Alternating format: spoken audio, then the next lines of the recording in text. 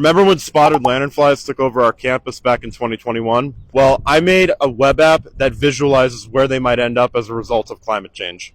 So I worked with a former master's student who created data showing how spotted lanternfly dispersal or spread is going to be affected by climate change. And I was asked to make something that you give to people who were affected by these changes in lanternfly spread, make a more like simplified interactive web app. Just zoom in, zoom out, switch scenarios, compare and contrast how lanternflies are going to spread over time.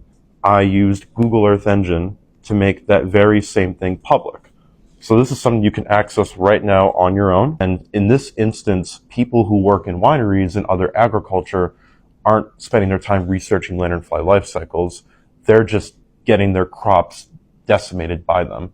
So what I wanted to do was create something that in the future they can use to understand how our lanternfly is going to affect my business in the long term. So it's really important that people who are in non-academic industries are able to understand how are they going to be affected by the research that we're conducting. What I hope can happen now since I'm graduating is that whoever's taking over my project can collaborate with some data scientists here at Temple to make the web apps more interactive, have more to offer, maybe even connect with wine industries in the area that could use data like this. So we want those people to be prepared and we want them to be economically successful.